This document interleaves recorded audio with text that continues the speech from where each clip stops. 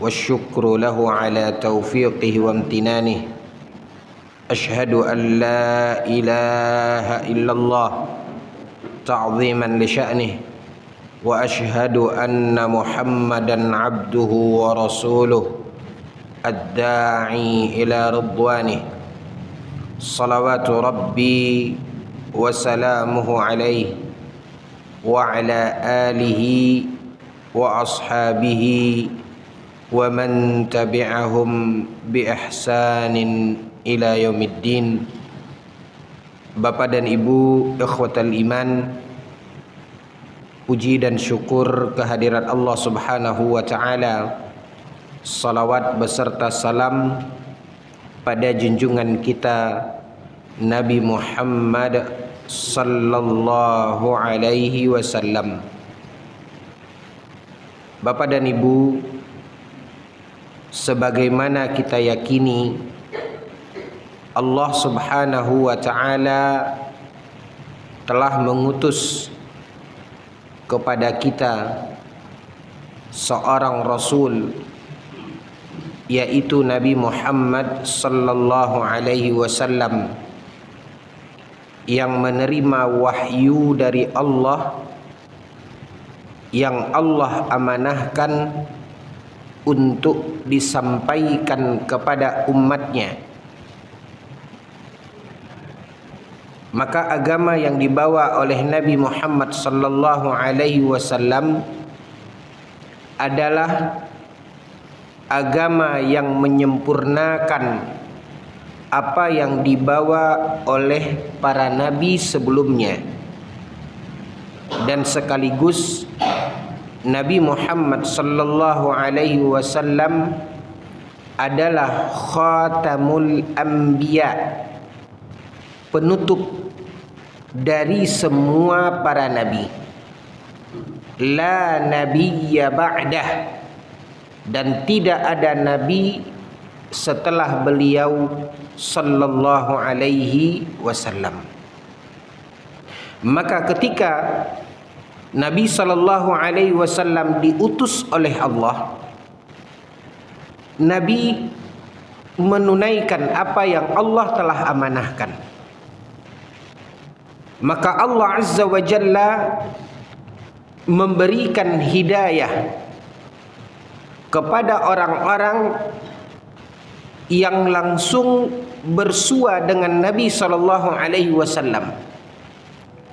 Dan ketika mereka telah menyatakan keimanan kepada apa yang dibawa oleh Nabi sallallahu alaihi wasallam, maka mereka belajar dari melihat dan mendengar apa yang dilakukan dan dicontohkan oleh Nabi sallallahu alaihi wasallam. Maka Allah Azza wa Jalla memberikan hidayah kepada sebagian hamba-hambanya yang Allah Subhanahu wa taala kehendaki, sehingga semakin hari semakin bertambah jumlah orang-orang yang ketika itu bersama Nabi sallallahu alaihi wasallam dengan keimanan yang Allah Azza wa Jalla berikan kepada mereka.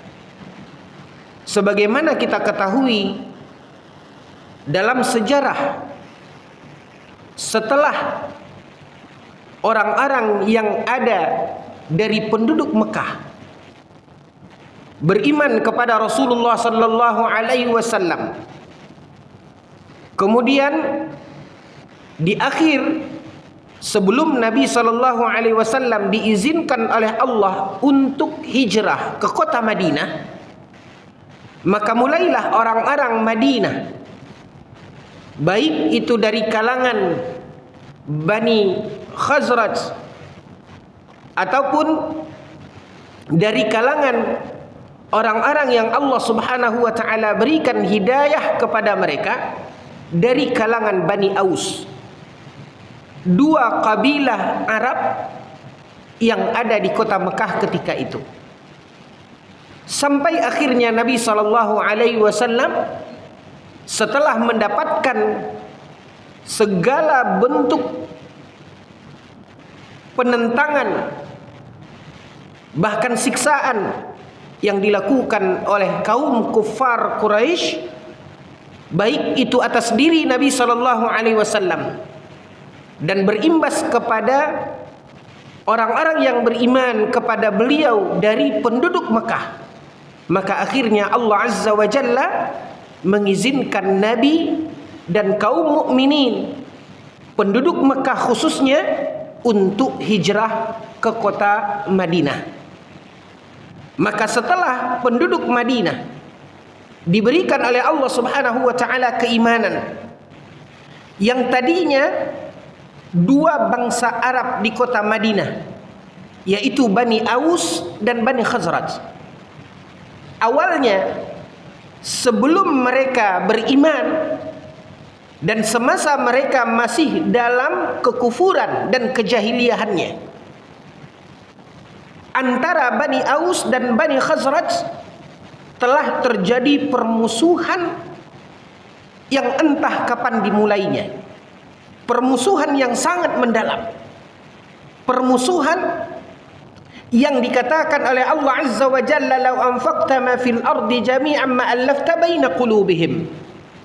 Jika engkau alokasikan kekayaan dunia ini untuk misi perdamaian antara Aus dan Khazraj, maka kata Allah Azza wa Jalla, "Ma allafta baina qulubihim." Engkau tidak akan bisa menyatukan hati-hati mereka.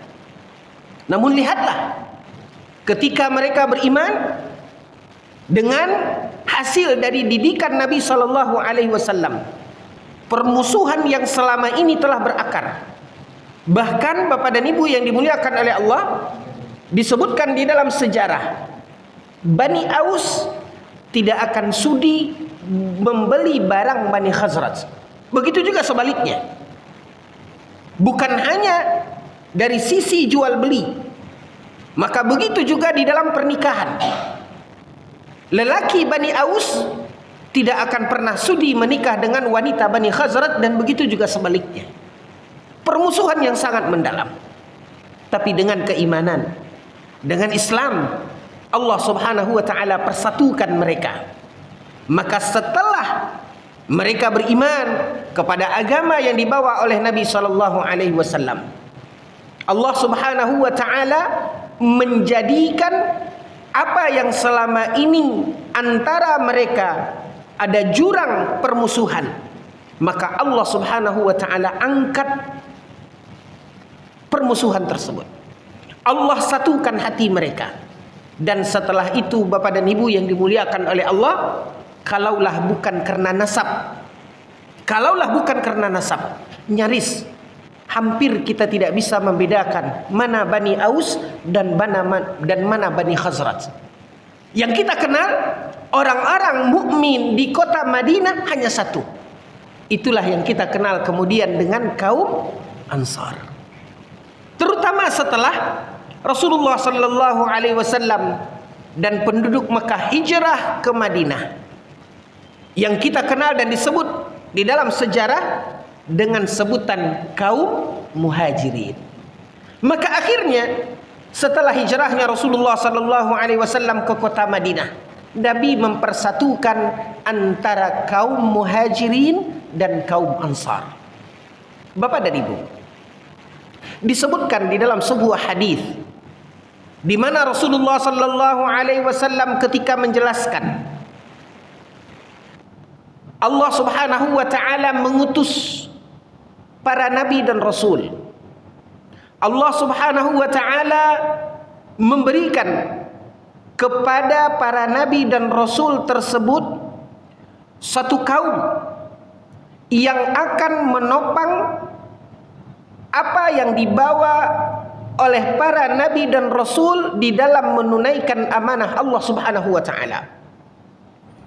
Maka kita kenal kaum muslimin pada masa Nabi Isa alaihi salam, kita kenal ada satu kaum yang bersama Nabi Isa alaihi salam dan menjadi murid-murid Nabi Isa alaihi salam yang diceritakan di dalam Al-Quran, yang dikenal dengan sebutan Hawariyun.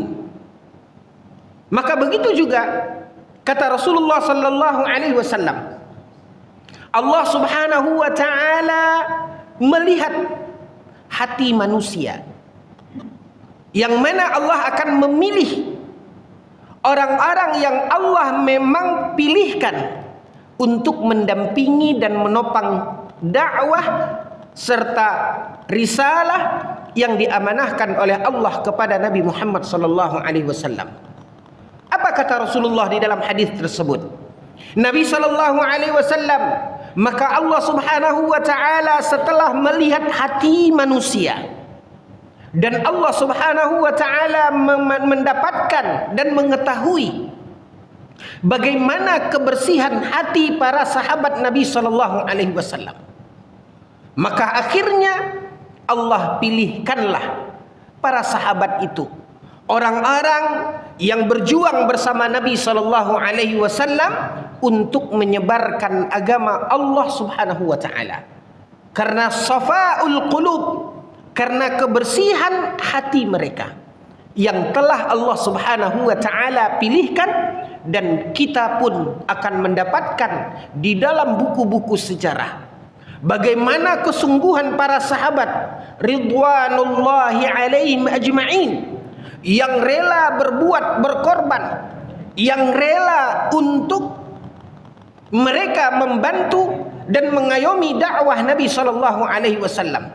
Maka itulah generasi yang hidup bersama Nabi sallallahu alaihi wasallam yang selalu kita muliakan, yang selalu kita tidak boleh menyebutkan keburukan dan kekurangan dari apa yang terjadi pada generasi tersebut. Dan akhirnya Allah Subhanahu wa taala pun menobatkan di mana generasi para sahabat ini yang dikatakan oleh Allah Subhanahu wa taala di dalam Al-Qur'an. Kata Allah, was-sabiqunal awwalun. Allah Subhanahu wa taala mengatakan, orang-orang terdahulu, orang-orang yang pertama-tama masuk Islam, tidak lain dan tidak bukan adalah minal muhajirin wal ansar, kata Allah. Dalam Al-Quran Allah nyatakan, Allah Subhanahu wa taala menyebutkan bahwasanya mereka-mereka ini, yaitu generasi pertama yang menjadi pengikut Nabi Muhammad sallallahu alaihi wasallam, dari kalangan kaum muhajirin dan dari kalangan kaum ansar. Apa kata Allah Azza wa Jalla? Minal muhajirin wal ansar radhiyallahu anhum wa radu an. Allah nyatakan di dalam Al-Quran, dan Allah abadikan itu di dalam kitab sucinya. Apa kata Allah Azza wa Jalla? Allah ridha kepada mereka dan mereka pun ridha kepada Allah Subhanahu wa taala.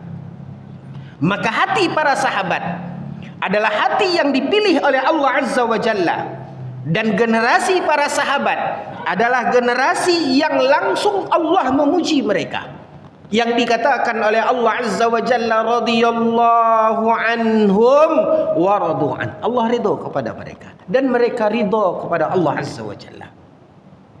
Makanya kaum muslimin yang dimuliakan oleh Allah Azza wa Jalla, berangkat dari poin ini bahwasanya mereka adalah generasi pilihan. Mereka adalah orang-orang yang Allah nyatakan sendiri di mana Allah ridha kepada mereka. Hal itu tentu tidak lepas dari keikhlasan, dari kesungguhan, dari pengorbanan, dari perjuangan mereka membantu Nabi sallallahu alaihi wasallam. Keikhlasan dan kesungguhan mereka di dalam mempelajari agama yang dibawa oleh Nabi sallallahu alaihi wasallam. Makanya lewat para sahabatlah Bapak dan Ibu, kita akan mendapatkan apa dan bagaimana yang dijalankan oleh Nabi sallallahu alaihi wasallam. Jangankan untuk urusan-urusan yang tampak hal-hal yang kecil pun mereka memperhatikan. Dan begitulah kesungguhan para sahabat. Jangankan hal-hal yang dari kejauhan akan terlihat, hal-hal yang harus diperhatikan sampai kepada masalah yang detail, itu pun mereka sungguh-sungguh ingin mencontoh dan meneladani Nabi SAW. Lihat kaum muslimin yang dimuliakan oleh Allah, tentang bagaimana kesungguhan para sahabat ketika mereka beriman kepada Nabi SAW, tapi mereka hanya bersua dengan Nabi ketika mereka duduk di majlis Nabi. Mereka tidak tahu apa yang terjadi ketika Nabi SAW di dalam kesendiriannya. Tidak mungkin mereka melihat dan mengintip ke dalam rumah Nabi SAW, karena ini bukanlah adab yang mulia. Lihat bagaimana gambaran kesungguhan mereka. Maka mereka mendatangi salah satu ummul mukminin radhiyallahu anha. Fasa'alu an amalihi fis sirr. Maka mereka bertanya. Hal itulah Bapak dan Ibu yang dimuliakan oleh Allah, ketika mereka bertanya kepada ummul mukminin, di antaranya adalah Aisyah radhiyallahu anha. Maka Aisyah radhiyallahu anha dan ummahatil mukminin yang lainnya menyampaikan dan menceritakan an amalihi fis sirr, yaitu tentang ibadah dan amal Nabi SAW di rumah. Lihat bagaimana hadis-hadis yang sampai kepada kita, yang diceritakan oleh para sahabat, yang mereka dengar langsung dari ummul mukminin Aisyah radhiyallahu anha ataupun dari ummahatil mukminin yang lainnya. Ini adalah gambaran kesungguhan. Lihat bagaimana hadis Nabi SAW yang diceritakan oleh seorang sahabat ketika itu dia masih kecil, karena keinginannya ingin melihat, ingin mencontoh bagaimana ibadah malam Nabi SAW, dia pun meminta izin untuk menginap di rumah Nabi, karena kebetulan salah satu dari istri Nabi SAW adalah bibinya. Seperti yang diriwayatkan oleh seorang seorang sahabat yang ketika itu masih belia. Tidak ada yang dapat kita kutip dari hadis-hadis seperti ini kaum muslimin yang dimuliakan oleh Allah, melebihi dari poin kesungguhan para sahabat di dalam menimba ilmu dari Nabi SAW. Ingin mengetahui bagaimana Nabi SAW, yang intinya jika kita kumpulkan hadis-hadis tentang bagaimana para sahabat ridwanullahi alaihim ajma'in, maka akan tergambar oleh kita kesungguhan, keseriusan, keikhlasan, bahkan sampai kepada pengorbanan para sahabat dan perjuangan para sahabat di dalam hidup bersama Nabi SAW. Makanya kaum muslimin yang dimuliakan oleh Allah, ketika adanya sebuah peristiwa di mana kaum muslimin berhadapan dengan musuh kaum kufar Quraisy, yang bermula dari ketika kafilah dagang dari orang-orang Quraisy membawa dagangan mereka menuju ke tempat tujuan mereka. Maka mulailah sebagian dari kaum muhajirin, yaitu kaum mukminin yang dahulu tinggal di Mekah, yang hijrah ke Madinah. Ketika mereka hijrah, mereka membawa diri mereka dan kebutuhan mereka selama perjalanan sampai di Madinah. Dan mereka pada umumnya hijrah dari Mekah ke Madinah itu dengan sembunyi-sembunyi, takut mendapatkan ancaman dari orang-orang kafir Quraisy. Maka pada umumnya kaum muhajirin meninggalkan harta mereka ketika mereka hijrah. Maka harta inilah yang diambil oleh orang-orang kafir Quraisy Lalu kemudian inilah yang mereka bawa, orang-orang Quraisy ini membawa barang-barang dan harta yang ditinggalkan oleh kaum muhajirin, maka mereka perdagangkan. Ketika sampai ke telinga kaum muhajirin bahwasanya kafilah dagang Quraisy Mekah membawa dagangan harta yang telah mereka tinggalkan, mereka ingin mengambil ini kembali. Itulah awal mulanya Bapak dan Ibu yang dimuliakan oleh Allah. Sehingga mereka menghadang kafilah ini. Dan akhirnya kafilah ini kocar-kacir kembali ke kota Mekah yang saat itu dikepalai oleh Abu Sufyan. Ketika sampai ke kota Mekah, dia pun menyampaikan kepada pembesar Mekah, dan akhirnya membuat geram pembesar Mekah, dan mereka mengumpulkan pasukan perang dengan tujuan ingin menyerang kota Madinah. Begitu sampai berita ini kepada Nabi sallallahu alaihi wasallam, Bapak. Dan ini adalah kondisi tanpa persiapan perang. Karena Nabi sallallahu alaihi wasallam mendapatkan kabar bahwasanya pasukan perang Mekah ingin menyerang Madinah. Karena mereka tidak senang kafilah dagang dihadang. Itu diceritakan dalam sejarah.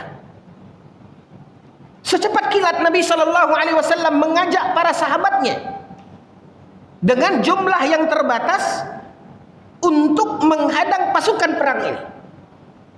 Sekonyong-konyong. Dan akhirnya Bapak dan Ibu yang dimuliakan oleh Allah, mereka menunggu kedatangan pasukan kafir Quraisy tersebut dan bertemulah di daerah yang disebut dan dinamakan dengan Badar. Dan itulah cikal bakal peperangan pertama, di mana taruhannya adalah nyawa. Dan itu adalah peperangan pertama di dalam sirah Rasulullah sallallahu alaihi wasallam, perang Badar. Ketika Nabi mendengarkan pasukan musuh dengan jumlah yang banyak, tidak sebanding dengan pasukan kaum muslimin. Ketika itu Bapak dan Ibu yang dimuliakan oleh Allah, Nabi sallallahu alaihi wasallam risau. Nabi sallallahu alaihi wasallam memikirkan para sahabatnya. Maka dengarkan Bapak dan Ibu apa yang diceritakan di dalam riwayat. Ketika para sahabat yang siap dan rela membela agama Allah Subhanahu wa taala berjihad bersama Nabi sallallahu alaihi wasallam, mereka melihat kerisauan di diri Nabi sallallahu alaihi wasallam. Lalu mereka pun mengatakan, "Ya Rasulullah, la naqulu kama yaqulu Banu Israil li Musa." Ya Rasulullah, jangan risau. Kami tidak akan mengatakan seperti perkataan Bani Israel kepada Nabi Musa. Dalam apa yang dikisahkan oleh Allah Azza wa Jalla, setelah Allah selamatkan Bani Israel dari kekejaman Fir'aun yang bertahun-tahun menindas Bani Israel.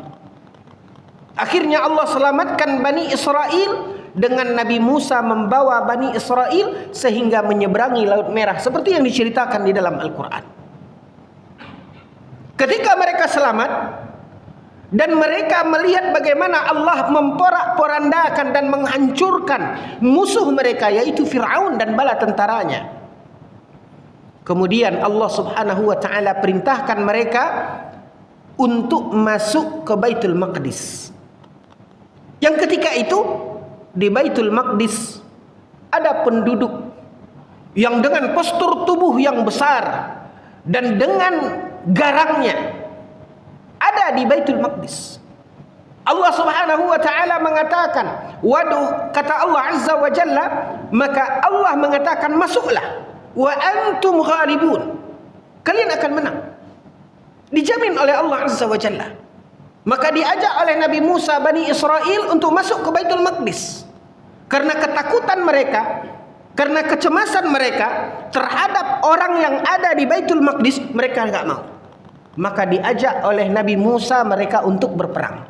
Wa antum ghalibun, dengan jaminan dari Allah kalau mereka berperang mereka akan menang. Mereka akan bisa merebut Baitul Maqdis. Bapak dan Ibu, apa jawab mereka? Apa kata mereka kepada Nabi Musa alaihissalam? Idhhab anta wa rabbuka faqatila innaha huna qa'idun.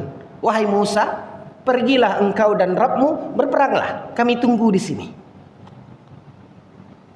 Makanya para sahabat ketika melihat kerisauan hati Nabi sebelum terjadinya perang Badar, apa kata para sahabat? Kesungguhan dan kesiapan mereka membela Rasulullah sallallahu alaihi wasallam dan agama Allah Subhanahu wa taala. Maka mereka mengatakan, "Ya Rasulullah, la naqulu kama yaqulu Bani Israil li Musa. Idhhab anta wa rabbuka faqatila innaha huna qa'idun." Ya Rasulullah, kami tidak akan pernah mengatakan kepadamu seperti perkataan Bani Israel kepada Musa. Pergilah engkau dan Rabbmu berperang, kami tunggu di sini. Tapi ya Rasulullah, kami akan mengatakan, idhhab anta wa rabbuka faqatila inna ma'akuma lamuqatilun. Kami akan mengatakan, ya Rasulullah, pergilah engkau dan Rabbmu berperang, kami ikut bersamamu. Lihat bagaimana kesungguhan para sahabat, Bapak dan Ibu yang dimuliakan oleh Allah. Kalau kita lihat lagi poin demi poin dari gambaran tentang kesungguhan para sahabat di dalam membela agama Allah Subhanahu wa taala, maka akan kita temukan jawaban mengapa Allah Azza wa Jalla menyatakan di dalam firman-Nya dan mengabadikan sebuah ungkapan di dalam firman-Nya bahwasanya Allah ridho kepada mereka dan mereka ridho kepada Allah Azza wa Jalla. Rasulullah sallallahu alaihi wasallam pun, Bapak dan Ibu, menyadari hal ini. Makanya Nabi sallallahu alaihi wasallam di dalam sebuah hadis yang sahih, Nabi mengatakan, kata Nabi, khairun nasi qarni. Kata Nabi sallallahu alaihi wasallam, sebaik-baik generasi, kata Nabi, adalah generasiku. Nabi sallallahu alaihi wasallam mengatakan dalam hadis yang sahih, alladzi la yantiqu 'anil hawa. Nabi tidak pernah berbicara dengan hawa nafsunya terkait risalah Allah.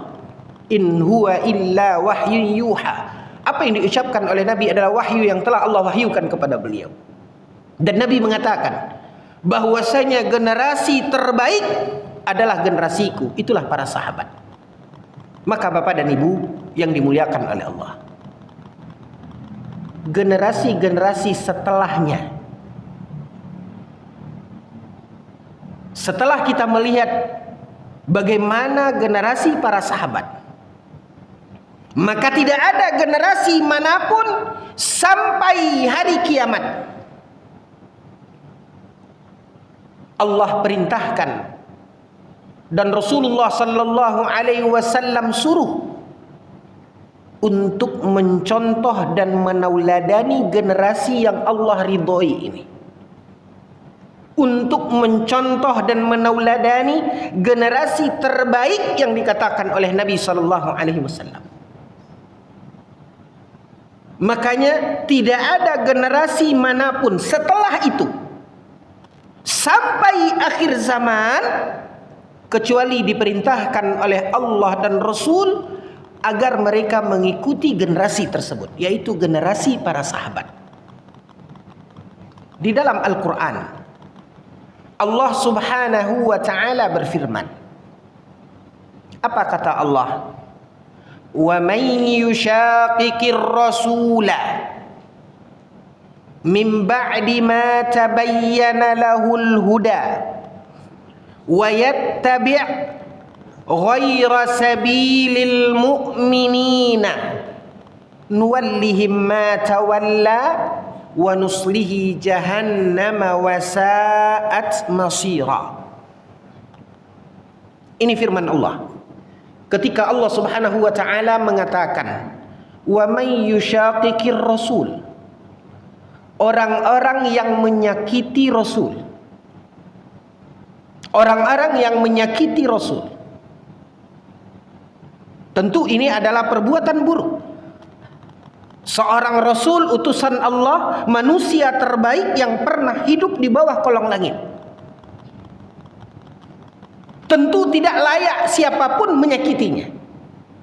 Maka menyakiti Rasul sallallahu alaihi wasallam adalah kedurhakaan.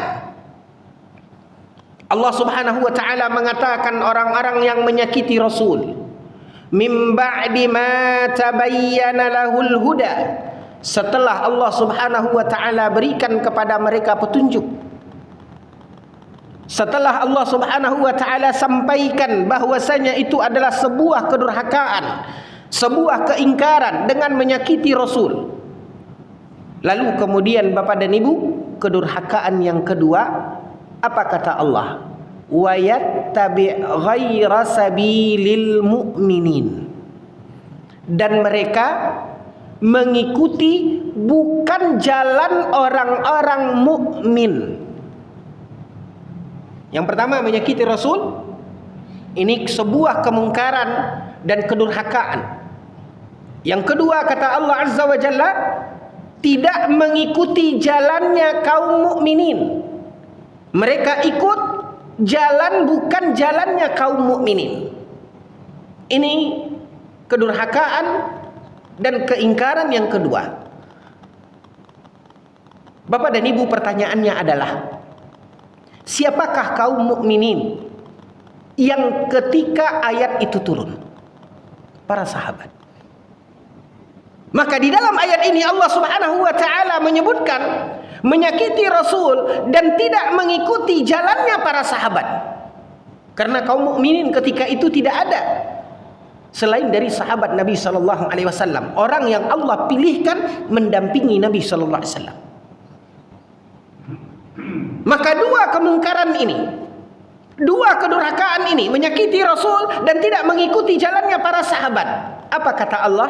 Nuwallihi ma tawalla. Akan kami abaikan mereka tersesat seperti yang mereka inginkan. Allah akan abaikan. Nuwallihi ma tawalla, kata Allah. Kemudian Allah Subhanahu wa taala mengatakan wa nuslihi jahannam. Dan ingat, nanti Allah akan campakkan mereka ke dalam neraka Jahannam. Wasa'at masira. Dan neraka Jahannam itu adalah seburuk-buruk tempat. Dari ayat yang mulia ini Bapak dan Ibu yang dimuliakan oleh Allah, dijadikan dalil oleh para ulama bahwasanya mengikuti para sahabat dan memuliakan Nabi sallallahu alaihi wasallam, tidak menyakiti Nabi, ini adalah diletakkan dalam hukum wajib.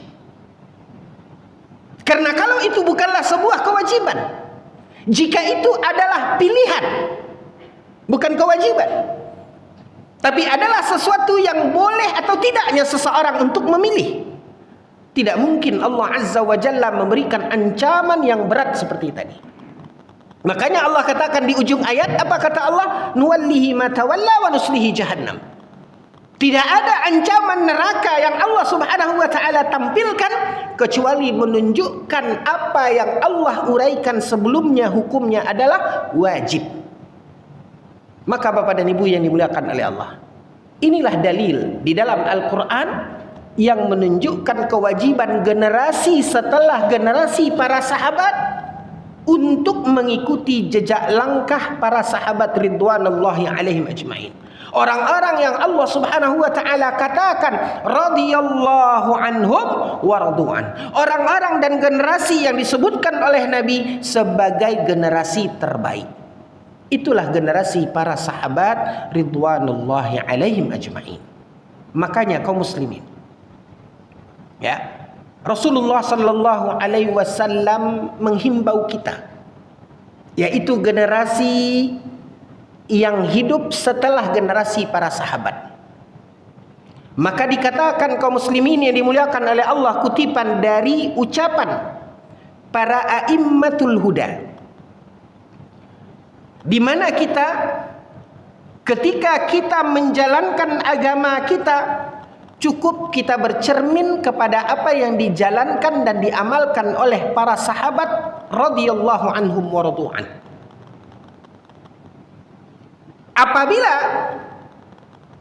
sebuah kebaikan yang akan kita jalankan, tinggal kita melihat kaum muslimin, apakah ini pernah dijalankan oleh mereka atau tidak. Begitulah perintah dan himbauan untuk kita menauladani dan mengikuti jejak langkah mereka. Kenapa? Karena dikatakan lau kana khairan lasabaquna ilaih. Karena kalau yang kita akan kerjakan dan lakukan itu adalah baik seperti yang kita sangkakan, mestilah para sahabat orang terdepan di dalam mengamalkannya. Maka apapun kebaikan dan apapun amal saleh, apapun ibadah, Bapak dan Ibu yang dimuliakan oleh Allah, bila mana itu adalah betul-betul kebaikan di dalam ketaatan, kebaikan di dalam ibadah, kebaikan di dalam amal saleh, maka yang paling pertama mengerjakannya adalah para sahabat. Artinya, dengan ungkapan lain, bila mana para sahabat tidak melakukannya, dan di sini Bapak dan Ibu kita berbicara terkait ibadah, terkait amal saleh, terkait apa yang kita jalankan untuk mendekatkan diri kepada Allah, dalam taqarrub kepada Allah, maka kaum muslimin cerminan kita adalah mencontoh dan mengikuti kehidupan para sahabat. Kita tidak berbicara hal di luar konteks ibadah. Ya, kalau Anda akan mengikuti sahabat Abu Bakar, Umar, dahulu kemana-mana naik onta. Nah, kenapa Anda tidak naik onta? Kenapa Anda naik mobil? Ini adalah orang yang tidak faham tentang apa yang harus kita tauladani para sahabat. Yang kita tauladani para sahabat adalah terkait masalah ibadah, masalah amal, yaitu amal saleh untuk mendekatkan diri kepada Allah. Tapi terkait sarana dunia, apa kata Nabi SAW? Antum a'lamu bi umuri dunyakum. Maka ini harus kita garis bawahi Bapak dan Ibu yang dimuliakan oleh Allah. Tidak sedikit orang-orang yang menyanggah terkait tentang kewajiban menauladani Rasul dan menauladani para sahabat. Mereka benturkan dengan hal-hal yang sebenarnya tidak masuk di dalam bahasan itu. Kita berbicara terkait agama, terkait ibadah, bukan terkait dunia. Jadi bagaimanapun kaum muslimin, ketika seseorang ingin menjalankan ibadah sebagaimana dahulu para sahabat melakukannya, jalankan seperti itu. Tapi terkait sarana, dengan kata lain bisa kita katakan sahabat dahulu pergi naik haji dengan onta, silahkan kita pergi haji naik pesawat. Tapi bagaimanapun di dalam pelaksanaannya sedikit pun kita tidak melenceng dari apa yang dahulu para sahabat lakukan. Jangan sampai kita salah di dalam memahami ini.